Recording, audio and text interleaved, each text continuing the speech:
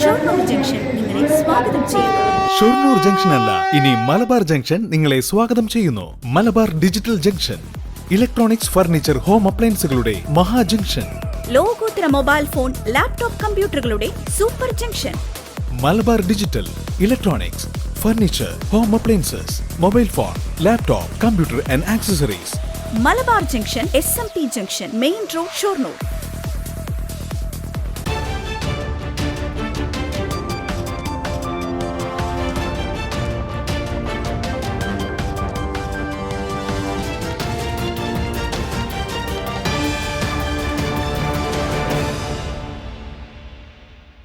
ഞാൻ പാർവതി ഗിരീഷ്.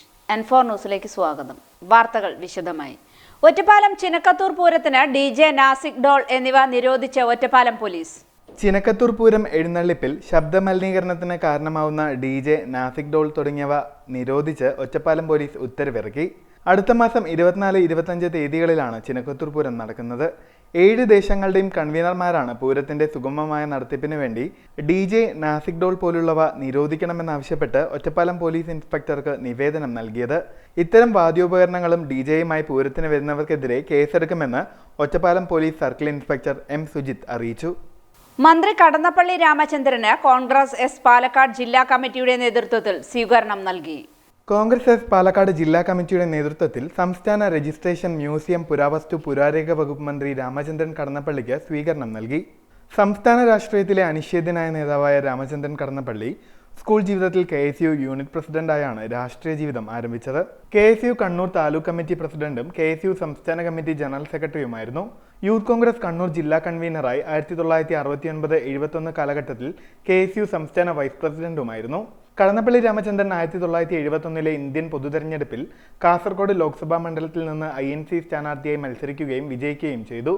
അദ്ദേഹത്തിന്റെ ആദ്യ എതിരാളി മുതിർന്ന നേതാവ് EK നായനാർ ആയിരുന്നു. അന്ന് ലോ അക്കാദമിയിൽ വിദ്യാർത്ഥിയായിരുന്നു രാമചന്ദ്രൻ കടന്നപ്പള്ളി. 1977 ഇതേ മണ്ഡലത്തിൽ നിന്ന് വീണ്ടും തെരഞ്ഞെടുക്കപ്പെട്ടു. ലോക്സഭയിലെ പബ്ലിക് അക്കൗണ്ട്സ് കമ്മിറ്റിയിലും റെയിൽവേ കമ്മ്യൂണിക്കേഷൻ മന്ത്രാലയത്തിന്റെ കൺസൾട്ടേറ്റീവ് കമ്മിറ്റിയിലും അംഗമായി. 1980, 2006, 2016, 2021 വർഷങ്ങളിൽ അദ്ദേഹം MLA ആയി. കേരള നിയമസഭയിൽ കണ്ണൂർ ജില്ലയിലെ ഇരിക്കൂർ മണ്ഡലം, എടക്കാട് മണ്ഡലം, കണ്ണൂർ മണ്ഡലം എന്നിവയെ പ്രതിനിധീകരിച്ചു. 1989 കോൺഗ്രസ് എസ് സംസ്ഥാന കമ്മിറ്റിയുടെ ജനറൽ സെക്രട്ടറിയായും 1990 മുതൽ കോൺഗ്രസ് എസ് സംസ്ഥാന പ്രസിഡന്റുമായി. VS അച്യുതാനന്ദൻ സർക്കാരിലും 1ാം പിണറായി സർക്കാരിലും രാമചന്ദ്രൻ കടന്നപ്പള്ളി മന്ത്രിയായിരുന്നു. CPMലെ ഘടകകക്ഷി ധാരണ പ്രകാരമാണ് അദ്ദേഹം വീണ്ടും മന്ത്രിയായി ചുമതലയേൽക്കുന്നത്. ഈസ്റ്റ് മനുശ്ശേരി മുകുന്ദ ഹെറിറ്റേജ് ഓഡിറ്റോറിയത്തിൽ നടന്ന സ്വീകരണ പരിപാടി CPIM ജില്ലാ സെക്രട്ടേറിയറ്റ് അംഗം S. അജയകുമാർ ഉദ്ഘാടനം ചെയ്തു. കോൺഗ്രസ് എസ് ജില്ലാ പ്രസിഡന്റ് സുനിൽ തെക്കേതിൽ സ്വാഗതം പറഞ്ഞ പരിപാടിയിൽ അഡ്വക്കേറ്റ് പ്രേംകുമാർ MLA അധ്യക്ഷത വഹിച്ചു. സംസ്ഥാന സർക്കാരിന്റെ ജനക്ഷേമ പദ്ധതികൾ താഴെത്തട്ടിലും എത്തിക്കാൻ സംസ്ഥാന സർക്കാർ പ്രതിജ്ഞാബദ്ധമാണെന്ന് മറുപടി പ്രസംഗത്തിൽ മന്ത്രി രാമചന്ദ്രൻ കടന്നപ്പള്ളി പറഞ്ഞു. ഗുരുവായൂർ ദേവസ്വം ബോർഡ് അംഗം KR Gopinath, Vaniyamkulam panchayat president K. Gangadharan, Congress S സംസ്ഥാന ജനറൽ സെക്രട്ടറി മാത്യൂസ് കോലഞ്ചേരി, ഹബീബ് റഹ്മാൻ തുടങ്ങിയവർ സംസാരിച്ചു. ചടങ്ങിൽ വെച്ച് മുതിർന്ന ആധാരമെഴുത്തുകാരൻ ഐക്കര നാരായണനെ ആദരിച്ചു. ഒറ്റപ്പാലം കേന്ദ്രീയ വിദ്യാലയത്തിൽ നേതാജി സുഭാഷ് ചന്ദ്രബോസിന്റെ ജന്മദിനമായ ഇന്ന് പരാക്രം ദിവസായി ആചരിച്ചു.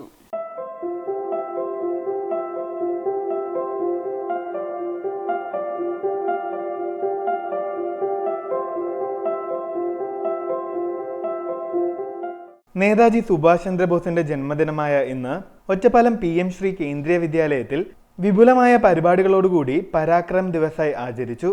രാവിലത്തെ പ്രാർത്ഥനാ സഭയിൽ പ്രിൻസിപ്പൽ K. രാജേന്ദ്രനും പ്രൈമറി അധ്യാപിക ബിന്ദു മേരിയും ചേർന്ന് നേതാജിയുടെ ഛായാചിത്രത്തിൽ ഹാരാർപ്പണം നടത്തി. തുടർന്ന് സാമൂഹ്യശാസ്ത്രം അധ്യാപിക ആരതി നേതാജിയുടെ ലഘു ജീവചരിത്രം വിവരിച്ചു. നേതാജിയുടെ ജീവിതത്തെയും ആശയങ്ങളെയും ആധാരമാക്കി വിദ്യാർത്ഥികൾ അവതരിപ്പിച്ച ലഘുനാടകം അത്യധികം ശ്രദ്ധേയമായി. Principal K. രാജേന്ദ്രൻ പരിപാടിയിൽ മുഖ്യപ്രഭാഷണം നടത്തി. A group called Nursing Brotherhood to render the neglected patients. Soon he became a popular figure. Again he joined Scottish Church College. There he took the military training. Subhash graduated from Calcutta University at the age of 22 and went to England to appear for Indian civil examination. ഇനിയൊരിടവേള.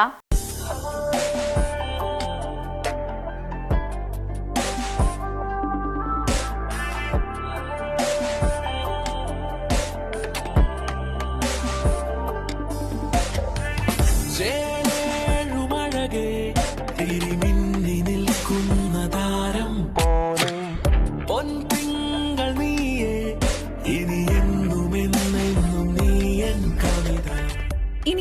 ആഘോഷങ്ങളും കവിതയിൽ നിന്നാകും. കവിത golden diamonds. സ്വർണം അമൂല്യമാണ്. ആ മൂല്യം തിരിച്ചറിഞ്ഞവർ വേണം നമ്മുടെ സ്വർണം സംരക്ഷിക്കാൻ. സൂര്യ gold loan. മക്കളുടെ കോളേജ് ഫീസ്, എമർജൻസി ആവശ്യങ്ങൾ, വിവാഹം തുടങ്ങിയ സാമ്പത്തിക ആവശ്യങ്ങൾക്ക് എന്തിന് ടെൻഷൻ അടിച്ച് വിഷമിച്ചിരിക്കണം? നിങ്ങൾക്ക് കൈത്താങ്ങാകാൻ ന്യൂ ശ്രീവരി ഓട്ടോ ഫിനാൻസ് ഒപ്പമുണ്ട്. പുതിയതും പഴയതുമായ വാഹനങ്ങൾക്ക് ആകർഷകമായ വായ്പാ സ്കീമുകൾ ഞങ്ങൾ നൽകുന്നു. അതും കുറഞ്ഞ പലിശ നിരക്കിൽ പരമാവധി ലോണും. ലളിതമായ നടപടിക്രമത്തോടു കൂടി നിങ്ങൾക്ക് ലോൺ ലഭ്യമാകും. കൂടാതെ വാഹന ഇൻഷുറൻസ് സംവിധാനവും ലഭ്യമാണ്. New Srivari auto finance, near Valluvanad hospital, grand mall complex, Ottapalam. Phone number 9656444458, 9656444457. Malabar gold and diamonds നിങ്ങൾക്കായി ഒരുക്കുന്ന അത്യപൂർവമായ light weight jewellery show. Budget friendly ആയ ഡെയിലി വെയർ ആഭരണങ്ങൾക്കൊപ്പം മിതമായ വിലയിൽ സ്വർണ്ണാഭരണങ്ങൾ സ്വന്തമാക്കാൻ ഇതാ ഒരു സുവർണാവസരം. ഫെബ്രുവരി 10 മുതൽ 14 വരെ നിങ്ങളുടെ ഒറ്റപ്പാലം ഷോറൂമിൽ പഴയ സ്വർണം മാറ്റി വാങ്ങാനുള്ള ഏറ്റവും നല്ല എക്സ്ചേഞ്ച് ഓഫറുകൾക്കൊപ്പം ഏറ്റവും പുതിയ ഡിസൈനർ ആഭരണങ്ങളുടെ അതിവിപുലമായ കളക്ഷൻസ്. വരൂ, മലബാർ ഗോൾഡ് ആൻഡ് ഡയമണ്ട്സ് അവതരിപ്പിക്കുന്ന ഈ സ്വർണ്ണ വിസ്മയത്തിൽ നിങ്ങളും പങ്കാളിയാവൂ. വാർത്തകൾ തുടരുന്നു. ഒറ്റപ്പാലം റവന്യൂ ഡിവിഷനിൽ 476 ഭൂമി തരം മാറ്റൽ ഉത്തരവ് വിതരണം ചെയ്തു. ഒറ്റപ്പാലം റവന്യൂ വകുപ്പ് സംഘടിപ്പിച്ച ഭൂമി തരംമാറ്റം അദാലത്തിൽ ഒറ്റപ്പാലം റവന്യൂ ഡിവിഷനിൽ 476 ഭൂമി തരംമാറ്റൽ ഉത്തരവ് വിതരണം ചെയ്തു. കണ്ണേമ്പുറം CSN ഓഡിറ്റോറിയത്തിൽ നടന്ന പരിപാടിയുടെ ഉദ്ഘാടനം റവന്യൂ വകുപ്പ് മന്ത്രി K. രാജൻ നിർവഹിച്ചു. 1163 അപേക്ഷകളാണ് ഒറ്റപ്പാലം റവന്യൂ ഡിവിഷനിൽ ലഭിച്ചത്. ബാക്കി അപേക്ഷകൾ 10 ദിവസത്തിനകം തീർപ്പാക്കണമെന്ന് മന്ത്രി പറഞ്ഞു. ഒറ്റപ്പാലം, പട്ടാമ്പി, മണ്ണാർക്കാട്, അട്ടപ്പാടി താലൂക്കുകൾ ഉൾപ്പെടുന്നതാണ് ഒറ്റപ്പാലം റവന്യൂ ഡിവിഷൻ. കേരള നെൽവയൽ തണ്ണീർത്തട സംരക്ഷണ നിയമം ഭേദഗതി പ്രകാരം ഭൂമിയുടെ തരംമാറ്റത്തിനായി നൽകിയ അപേക്ഷകളിൽ തരംമാറ്റത്തിന് അർഹമായ 25 സെന്റിൽ താഴെ ഭൂമിയുള്ള അപേക്ഷകളിലാണ് സൗജന്യ തരംമാറ്റം നടത്തി ഉത്തരവ് നൽകിയത്. ഭൂമി സംബന്ധമായ പ്രശ്നങ്ങൾ പരിഹരിക്കുന്നതിന്റെ കാലതാമസം ഒഴിവാക്കുന്നതിനായി സ്ഥിര ജീവനക്കാരെ നിയമിക്കുന്നതിന് സർക്കാർ നടപടിയെടുത്തെന്ന് മന്ത്രി പറഞ്ഞു. നെൽവയൽ തണ്ണീർത്തട നിയമത്തിന് കീഴിൽ വരുന്ന സംരക്ഷണ നിയമത്തിന് കീഴിലുള്ള പ്രശ്നങ്ങൾ പരിഹരിക്കുന്നതിന് 67 ജൂനിയർ സൂപ്രണ്ടുമാരെയും 181 ക്ലർക്കുമാരെയും എംപ്ലോയ്മെന്റ് വഴി 120 സർവേയർമാരെയും നിയമിച്ചതായി മന്ത്രി പറഞ്ഞു. പരിപാടിയിൽ K. പ്രേംകുമാർ MLA അധ്യക്ഷനായി.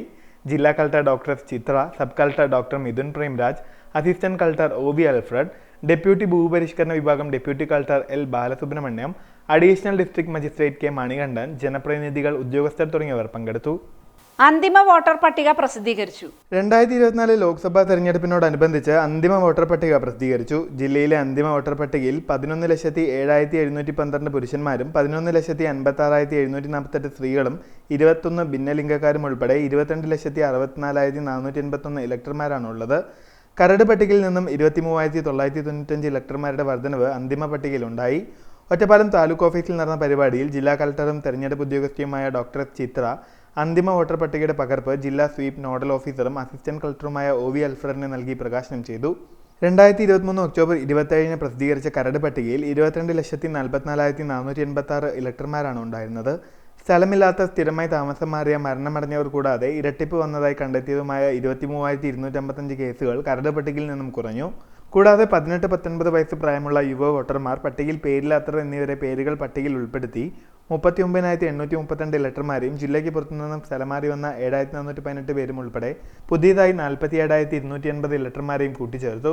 9,093 യുവ വോട്ടർമാർ ഉണ്ടായിരുന്ന കരട് പട്ടികയിൽ 16,988 യുവ വോട്ടർമാരെ കൂടുതൽ എൻറോൾ ചെയ്ത് 26,081 യുവ വോട്ടർമാരെ കണ്ടെത്തി. തെരഞ്ഞെടുപ്പ് തിരിച്ചറിയൽ കാർഡ് കൈവശമുള്ള എല്ലാവരും അന്തിമ വോട്ടർ പട്ടികയിൽ പേരുണ്ടോ എന്ന് പരിശോധിച്ച് ഉറപ്പുവരുത്തണം.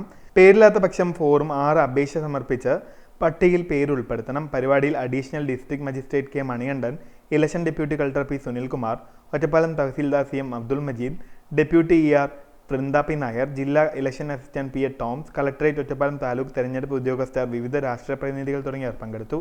മംഗല്യനിധിയിലേക്ക് 1,00,000 സംഭാവനയായി നൽകി നവദമ്പതികൾ. കതിർ മണ്ഡപത്തിലും കാരുണ്യത്തിന്റെ കരുതലൊരുക്കി ഇന്ന് വിവാഹിതനായ സൂരജ് കൃഷ്ണനും പ്രതിശ്രുത വധു അനുവിന്ദയും ദയാമംഗല്യദീപം പദ്ധതിയിലൂടെ ഫെബ്രുവരി 4-ന് കതിർ മണ്ഡപത്തിലേക്ക് ആനയിക്കപ്പെടുന്ന പുലാപ്പറ്റ സ്വദേശിനിയുടെ വിവാഹത്തിലേക്കാണ് സൂരജ് 25,000 രൂപ സംഭാവന നൽകിയത്. ദയ charitable trust chairman EB Ramesh check ഏറ്റുവാങ്ങി. സൂരജിന്റെ വിവാഹത്തിനെത്തിയവരെയെല്ലാം ഈ സ്നേഹപ്രവൃത്തി സന്തോഷിപ്പിച്ചു. പട്ടാമ്പിക്കൊപ്പം പുലാശ്ശേരിയിലെ അധ്യാപക ദമ്പതികളായ രാമകൃഷ്ണൻ, ശ്രീജ എന്നിവരുടെ ഏക മകനായ സൂരജ് എറണാകുളം വൈറ്റ്ല സൗത്ത് ഇന്ത്യൻ ബാങ്കിലെ അസിസ്റ്റന്റ് മാനേജറാണ്. സാമൂഹ്യ സേവനം ഏറെ ഇഷ്ടപ്പെടുന്ന വ്യക്തിയാണ് സൂരജ്. സൂരജിന്റെ പ്രതിശ്രുത വധു അനുവിന്ദ ഉണ്ണിക്കും മിന്നുകെട്ടിയവന്റെ ഈ പുണ്യപ്രവൃത്തിയിൽ ആഹ്ലാദം. കോട്ടായി ചെറുകുളം സ്വദേശി മുൻ പഞ്ചായത്ത് സെക്രട്ടറിയുമായ അഡ്വക്കേറ്റ് ഉണ്ണികുമാരൻ N. വിനോദ് ദമ്പതികളുടെ പുത്രിയാണ് അനുവിന്ദ. പെൺമക്കളെ കെട്ടിച്ചയക്കാൻ സമൂഹത്തിന് മുന്നിൽ കൈ നീട്ടേണ്ടി വരുന്ന നിരാലംബ കുടുംബങ്ങളെ സഹായിക്കാൻ ദയ ആവിഷ്കരിച്ച പദ്ധതിയാണ് ദയാമംഗല്യദീപം. 5 പവന്റെ സ്വർണ്ണാഭരണങ്ങളും വിവാഹ വസ്ത്രങ്ങളുമാണ് ഈ പദ്ധതിയിലൂടെ ദയ സമ്മാനിക്കുന്നത്. ദയാമംഗല്യദീപം പദ്ധതിയിലൂടെയുള്ള 19ാമത് വിവാഹമാണ് ഫെബ്രുവരി 4-ന് നിശ്ചയിച്ചിരിക്കുന്നത്. സൂരജ് കൃഷ്ണ കാണിച്ച കനിവിന്റെ ഈ മാതൃക ആവർത്തിക്കപ്പെട്ടെങ്കിൽ നിരവധി നിർധന യുവതികളുടെ അമ്മമാരുടെ ആദി ഇല്ലാതാവും. വിവാഹത്തോടനുബന്ധിച്ച് ഏറെ മഹത്തരമായൊരു പുണ്യപ്രവൃത്തി നടപ്പിലാക്കിയ സൂരജ് കൃഷ്ണയെ ദയാ സാരഥികൾ മംഗല്യ പന്തലിലെത്തി അനുമോദനം അറിയിച്ചു. Daya charitable trust chairman EB Ramesh, trustee Mohandas, vice chairperson Shiny Ramesh, advisory board അംഗങ്ങളായ മധു കാവശ്ശേരി, സുജിത്ത് പല്ലശന, ജലജ മോഹൻദാസ്, അജേഷ്, KA മുരുകൻ കൊടുവായൂർ, വിജയൻ കരുമാനാംകുറിശി എന്നിവർ നവദമ്പതികൾക്ക് മംഗളങ്ങൾ നേർന്ന് സംസാരിച്ചു. ഭാരതപ്പുഴ പുനരുജ്ജീവന പദ്ധതി ഒരുങ്ങുന്നു. ഭാരതപ്പുഴ പുനരുജ്ജീവന പദ്ധതിയുടെ ഭാഗമായി ജനകീയ പുഴയോരം ശുചീകരണ യജ്ഞം സംഘടിപ്പിക്കും. ജില്ലാ പഞ്ചായത്ത് ഹരിത കേരള മിഷൻ ക്യാമ്പയിന്റെ ഭാഗമായി ഏറ്റെടുത്തിട്ടുള്ള വിവിധോദ്ദേശ പദ്ധതിയാണ് ഭാരതപ്പുഴ പുനരുജ്ജീവനം. ഭാരതപ്പുഴയെ വിവിധ പ്രവർത്തനങ്ങളിലൂടെ പുനരുജ്ജീവിപ്പിച്ച് ജലലഭ്യത വർദ്ധിപ്പിക്കുകയും അതുവഴി ജില്ലയിലെ കാർഷിക കുടിവെള്ള മേഖലയിൽ വികസനവും ജലസുരക്ഷയും ഉറപ്പാക്കുകയുമാണ് പദ്ധതിയുടെ പ്രധാന ലക്ഷ്യം. ഇതിന്റെ ഭാഗമായി പച്ചത്തുരുത്തുകളുടെ നിർമ്മാണവും സംരക്ഷണവും, ജലസ്രോതസ്സുകളുടെ നിർമ്മാണവും പുനരുജ്ജീവനവും സംരക്ഷണവും എല്ലാ ജലസ്രോതസ്സുകളെയും മാലിന്യരഹിത ജലാശയങ്ങളാക്കി മാറ്റുന്നതും ലക്ഷ്യമാണ്. പദ്ധതിയുടെ ഭാഗമായി ജില്ലയിലെ എല്ലാ ജലാശയങ്ങളെയും മാലിന്യമുക്തമാക്കുന്നതിനുള്ള ബൃഹത്തായ ജനകീയ ക്യാമ്പയിൻ ജില്ലാ പഞ്ചായത്തിന്റെ നേതൃത്വത്തിൽ ആരംഭിക്കുകയാണ്. ക്യാമ്പയിന്റെ ഭാഗമായി ജില്ലയിലെ എല്ലാ നദികളുടെയും പുഴയോരങ്ങൾ ജനകീയമായി ശുചീകരിക്കുകയും പുഴയോരങ്ങൾ ഹരിതതീരങ്ങളാക്കി മാറ്റുകയും ചെയ്യും. ഇതോടൊപ്പം പുഴയോരങ്ങളിലെ മാലിന്യ സംസ്കരണവും ഏകോപിതവും സുസ്ഥിരവുമാക്കുന്നതിന്റെ ഭാഗമായി തദ്ദേശ സ്ഥാപനങ്ങളുടെ സഹായത്തോടെ ഹരിതകർമ്മസേനയെ ശാക്തീകരിച്ച് 100% മാലിന്യശേഖരണം ഉറപ്പുവരുത്തുക, എല്ലാ വാർഡുകളിലും മതിയായ മിനി MCFകൾ നിർമ്മിക്കുക, മിനി MCFകളിൽ നിന്നും MCFകളിലേക്കും MCFകളിൽ നിന്ന് നിർദ്ദേശിക്കപ്പെട്ട രീതിയിൽ മാലിന്യ നീക്കം ഉറപ്പാക്കുക, എല്ലാ വാർഡുകളിലും ഗാർഹിക സ്ഥാപന തലങ്ങളിൽ ജൈവമാലിന്യ സംവിധാനങ്ങൾ വ്യാപകമാക്കുക, ശുചീകരിക്കപ്പെട്ട പുഴയോരം സൗന്ദര്യവൽക്കരിച്ച് സംരക്ഷിക്കുക എന്നീ പ്രവർത്തനങ്ങളും ഏറ്റെടുക്കും. Ottapalam north unit pension association യോഗം ചേർന്നു. Kerala state service pensioners Ottapalam town യൂണിറ്റിന്റെ ഈ വർഷത്തെ വാർഷിക പൊതുയോഗവും പുതിയ ഭാരവാഹികളുടെ തെരഞ്ഞെടുപ്പും നടന്നു. ഒറ്റപ്പാലം പെൻഷൻ ഭവനിൽ വെച്ച് സംഘടിപ്പിച്ച പരിപാടി KSSPU ജില്ലാ വൈസ് പ്രസിഡന്റ് M. രാമചന്ദ്രൻ ഉദ്ഘാടനം ചെയ്തു. വിവിധ കുടിശ്ശികകളടക്കം നിരവധി അടിയന്തര ആവശ്യങ്ങൾ നേടിയെടുക്കാനുള്ള പോരാട്ടം സജീവമായി നടന്നുകൊണ്ടിരിക്കുമ്പോൾ എല്ലാ പെൻഷൻകാരും ഒരുമിച്ച് നിന്ന് സംഘടനയെ കൂടുതൽ ശക്തിപ്പെടുത്തണമെന്ന് ഉദ്ഘാടന പ്രസംഗത്തിൽ അദ്ദേഹം പറഞ്ഞു. സദാശിവന്മാര് ലേഖനത്തിൽ അതിൽ പറയുന്നുണ്ട്, പത്രക്കാരൻ കേരളത്തിൽ പത്രക്കാരൻ പറഞ്ഞാൽ എന്തിനവർക്ക് ഇത്ര വാരി കൊടുക്കും, ഇതിന്റെ പകുതി പൈസ തന്നാൽ 15,000 കോടി രൂപ കേന്ദ്രം കേരള ചെലവാകുന്ന 19 ശമ്പള പെൻഷനാണ്.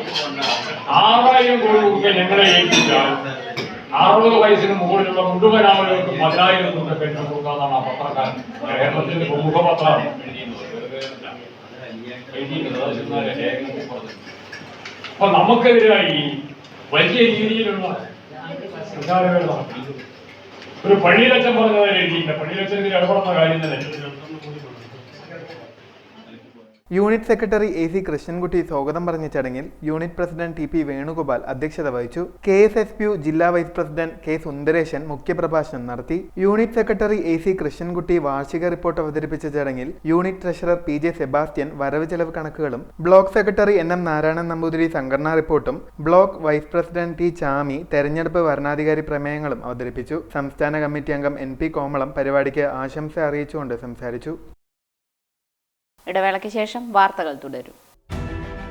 ബോബി ചെമ്മണ്ണൂർ ഇന്റർനാഷണൽ ജ്വല്ലേഴ്സ് ഷോറൂമുകളിൽ butterfly diamond fest season 3 December 1 മുതൽ 31 വരെ. ഡയമണ്ട് ആഭരണങ്ങൾക്ക് 50% വരെ ഡിസ്കൗണ്ട്. ഡയമണ്ട് ആഭരണങ്ങൾ വാങ്ങുമ്പോൾ സ്വർണ്ണ നാണയങ്ങൾ, smart watch, smart phone, oxygen റിസോർട്ടിൽ കുടുംബത്തോടൊപ്പം 2 ദിവസം താമസം എന്നീ സമ്മാനങ്ങൾ. 10 ലക്ഷം രൂപയ്ക്ക് മുകളിൽ ഡയമണ്ട് ആഭരണങ്ങൾ വാങ്ങുമ്പോൾ ലക്ഷദ്വീപിലേക്ക് ടൂർ പോകാൻ അവസരം. കൂടാതെ നറുക്കെടുപ്പിലൂടെ തിരഞ്ഞെടുക്കപ്പെടുന്ന കുടുംബങ്ങൾക്ക് വിദേശയാത്ര, 10 കസ്റ്റമേഴ്സിന് ഡയമണ്ട് റിംഗ്, 5 കസ്റ്റമേഴ്സിന് സ്വർണ്ണ നാണയങ്ങൾ, ഓക്സിജൻ റിസോർട്ടിൽ 2 ദിവസം താമസം എന്നിങ്ങനെ ആകർഷകമായ സമ്മാനങ്ങൾ. ഡയമണ്ട് ആഭരണങ്ങൾ വാങ്ങൂ, നിരവധി സമ്മാനങ്ങൾ നേടൂ. Bobby Chemmanur international Jewellers. Shoranur junction നിങ്ങളെ സ്വാഗതം ചെയ്യുന്നു. ഷൊർണൂർ ജംഗ്ഷൻ അല്ല, ഇനി മലബാർ ജംഗ്ഷൻ നിങ്ങളെ സ്വാഗതം ചെയ്യുന്നു. Malabar digital junction, electronics, furniture, home അപ്ലയൻസുകളുടെ മഹാ ജംഗ്ഷൻ. ലോകോത്തര മൊബൈൽ ഫോൺ, ലാപ്ടോപ്പ് കമ്പ്യൂട്ടറുകളുടെ super junction. Malabar digital, electronics, furniture, home appliances, mobile phone, laptop, computer and accessories. Malabar junction, SMP junction, main road, Shoranur. നിങ്ങളുടെ ഓരോ യാത്രകളിലും ഒപ്പം ചേർന്നുകൊണ്ട് യാത്രാ ഇടവേളകളെ വിസ്മയകരമാക്കാൻ പാലക്കാട് തൃശൂർ ജില്ലാ അതിർത്തിയായ തിരുവില്ലാമലയിലെ ഏറ്റവും വലിയ അതിഥി മന്ദിരമായ ആനമല ഹോം സ്റ്റേസ് പ്രൗഢഗംഭീരമായ പൈതൃക തനിമയുമായാണ് അതിഥികളെ വരവേൽക്കാനായി ഒരുങ്ങിയിരിക്കുന്നത്. നഗരത്തിന്റെ തിരക്കുകളിൽ നിന്നും മാറി പ്രകൃതി രമണീയവും ശാന്തവുമായ അന്തരീക്ഷത്തിൽ സ്ഥിതി ചെയ്യുന്ന ആനമല ഹോം സ്റ്റേസിൽ 15 മുതൽ 25ഓളം പേർക്ക് വരെ താമസിക്കുവാൻ സാധിക്കുന്ന AC മുറികൾക്കൊപ്പം തന്നെ 200ഓളം പേർക്ക് പങ്കെടുക്കാവുന്ന അവരുടെ മനസ്സിനിണങ്ങുന്ന തരത്തിലുള്ള ഫംഗ്ഷനുകൾ നടത്താനുള്ള സൗകര്യവും ഒരുക്കിയിട്ടുണ്ട്. ഏവർക്കും ആനമല ഹോം സ്റ്റേസിന്റെ ഭാഗമാവാം. Anamalas home stay. വാർത്തകൾ തുടരുന്നു. പാലക്കാട് ജില്ലാ പഞ്ചായത്ത് ജലവൈദ്യുത പദ്ധതി നടപ്പിലാക്കുന്നതിൽ മാതൃക എന്ന മന്ത്രി MP രാജേഷ്. ഒരു ജലവൈദ്യുത പദ്ധതി ലാഭകരമായി ഏറ്റെടുക്കാൻ തദ്ദേശ സ്ഥാപനങ്ങൾക്ക് കഴിയുമെന്ന് തെളിയിച്ചതിലൂടെ ജില്ലാ പഞ്ചായത്ത് രാജ്യത്തിനാകെ മാതൃകയായിരിക്കുകയാണെന്ന് തദ്ദേശ സ്വയംഭരണ എക്സൈസ് വകുപ്പ് മന്ത്രി MP രാജേഷ് പറഞ്ഞു.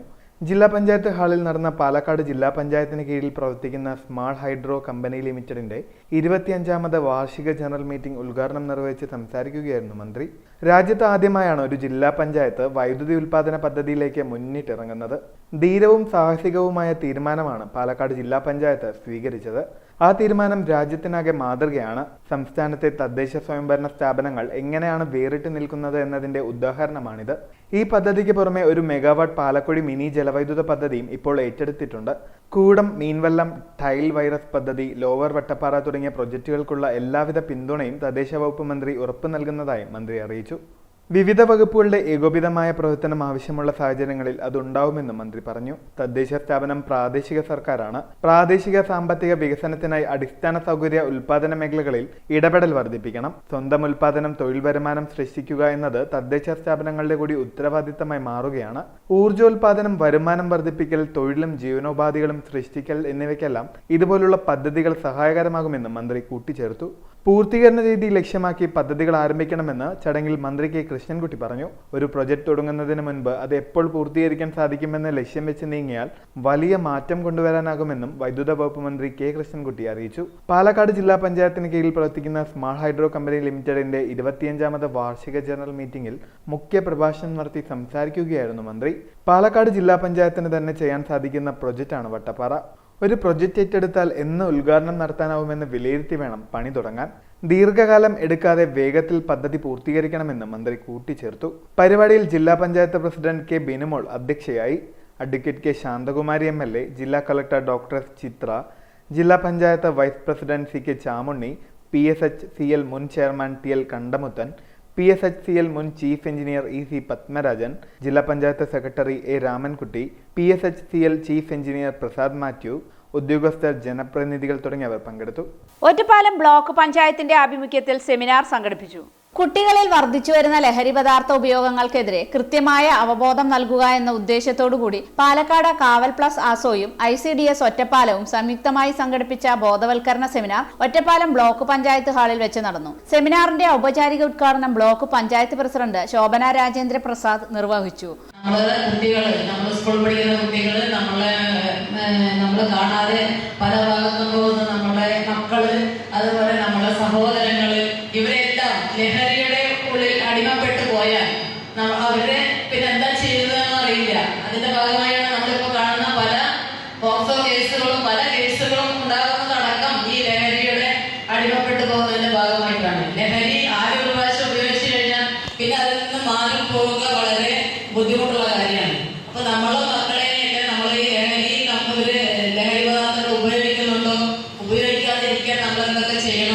നമ്മളെ വിദ്യാർത്ഥികൾ ഇതൊക്കെ ഉപയോഗിക്കുന്നുണ്ടോ?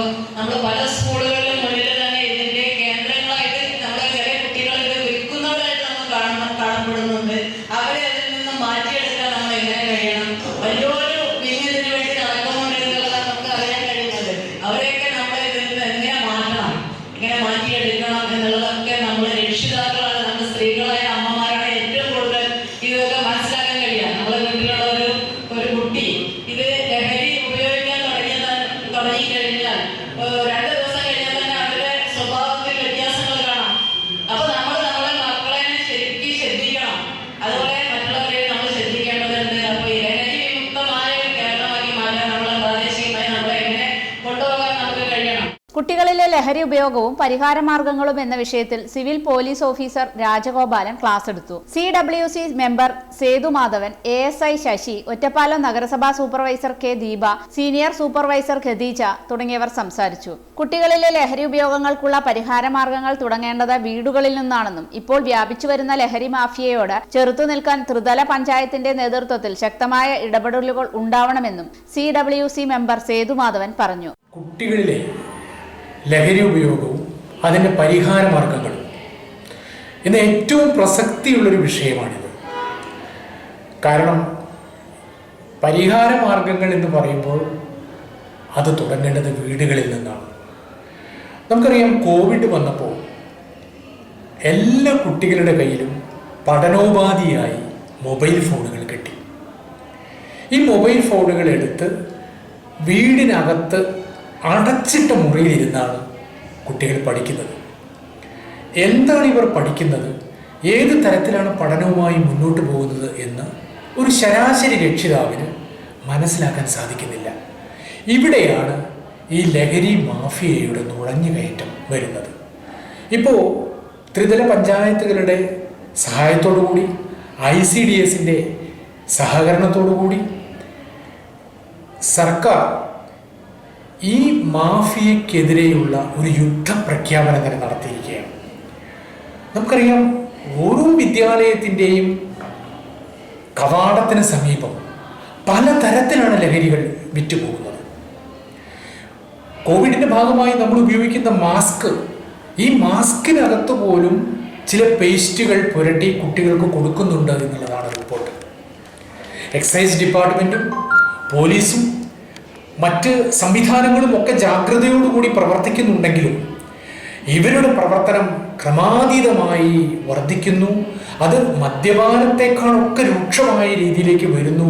നമ്മുടെ പുതിയ തലമുറയെ നാശോന്മുഖമാക്കിക്കൊണ്ടിരിക്കുന്നു എന്നതുകൊണ്ടാണ് കാവൽ പ്ലസിൻ്റെ ഭാഗമായിട്ടും, നമുക്കറിയാം, കാവൽ ഇങ്ങനെ തെറ്റായ ജീവിതചര്യയിലേക്ക് പോകുന്ന പ്രായപൂർത്തിയാകാത്ത കുട്ടികൾക്കുള്ളൊരു കാവൽ തന്നെയാണ്. ഒറ്റ വാക്കിൽ പറയുകയാണെങ്കിൽ കാവൽ പ്ലസ് എന്ന് പറയും. ചരിത്രത്തിൽ ഇന്ന് സുഭാഷ് ചന്ദ്രബോസ് ജന്മദിനം.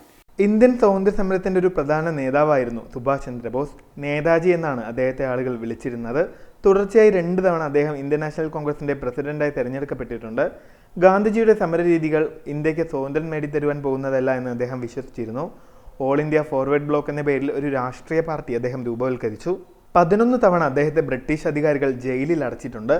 2ാം ലോക മഹായുദ്ധം പൊട്ടിപ്പുറപ്പെട്ട സമയത്ത് അദ്ദേഹം ഇന്ത്യയിൽ നിന്ന് പലായനം ചെയ്തു. ജർമ്മനിയിലുണ്ടായിരുന്ന അദ്ദേഹം ചെന്നെത്തിയത് അച്ചുതണ്ട് ശക്തികളുടെ സഹായത്തോടെ ഇന്ത്യയിലെ ബ്രിട്ടീഷ് ഭരണകൂടത്തിനെതിരെ യുദ്ധം ചെയ്ത് സ്വാതന്ത്ര്യം നേടിയെടുക്കുകയായിരുന്നു അദ്ദേഹത്തിൻ്റെ ലക്ഷ്യം.